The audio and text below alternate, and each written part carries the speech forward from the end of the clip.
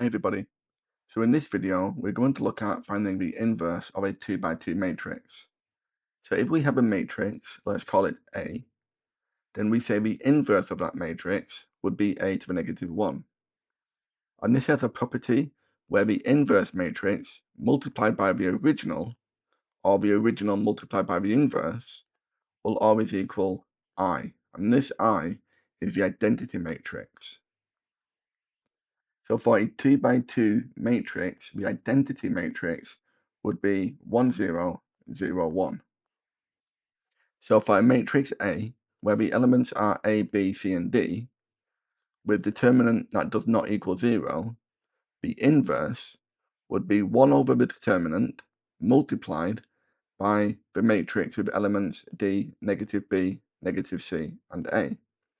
And we can see the relationship between this matrix and the original, because all we've done is we've switched the A and D around and we've negatived the B and the C.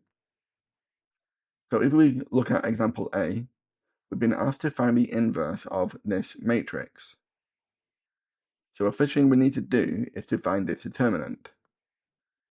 So the determinant of matrix A would be the A times the D minus the B times the C. And this will be 12 minus the 2, which gives us 10. So the inverse of matrix A would be 1 over the determinant multiplied by, we need to switch these two around, so we get 6 and 2, and then we need to negative the 2 and the positive 1. So this becomes negative 1, so this would be the inverse of this matrix. For part B, showing that matrix A multiplied by its inverse is the identity matrix. So we have A multiplied by, I'm going to expand out this tenth, so 0.6 minus 0.2 minus 0.1 and 0.2.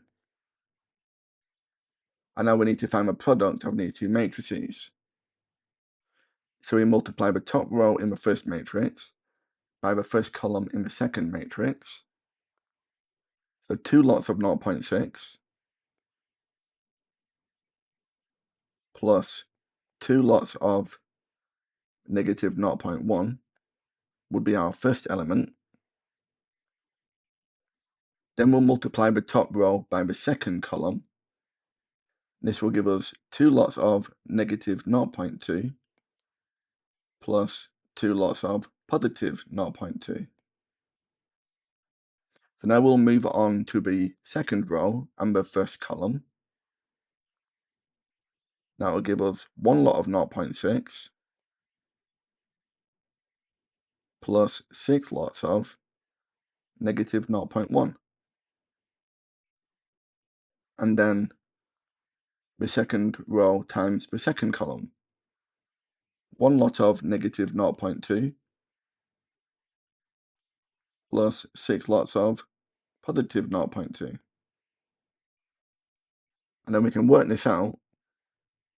We get the 1.2 minus the 0.2, and this will just give us 1. The negative 0.4 plus the positive 0.4 will give us 0.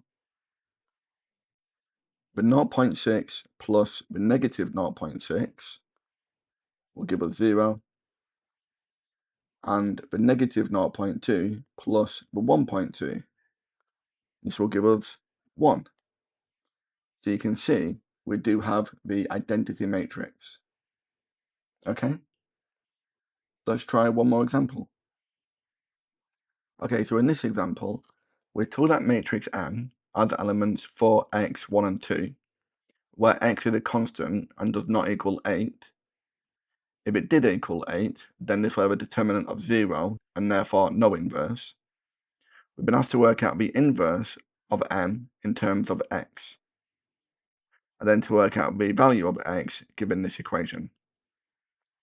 So the first thing we need to do is to work out the determinant of this matrix. So the determinant of m would be the 4 multiplied by the 2 minus the x times 1. So this will be the determinant of a matrix. So now the inverse of this would be 1 over the determinant multiplied by, we switch around the 4 and the 2, and then we negative the 1 and the x. So this would be the inverse of the matrix M in terms of x. Part B, we're told that this matrix M, so 4, 1, x and 2, plus its inverse, so 1 over 8 minus x, multiplied by 2 minus 1 minus x and 4, is equal to 5, 3, 1/2, 4.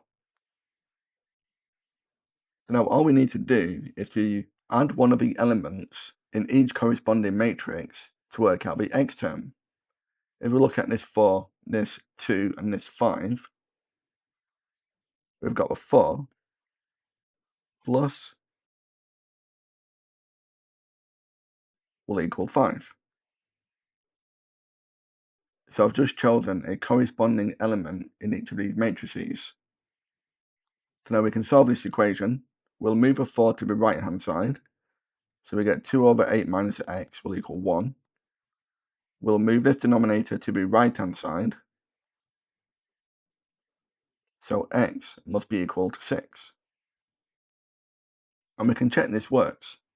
If we use this element, then we've got 6 plus negative 6 over 8 minus 6 should equal 3. And when we have the negative 6 divided by 2,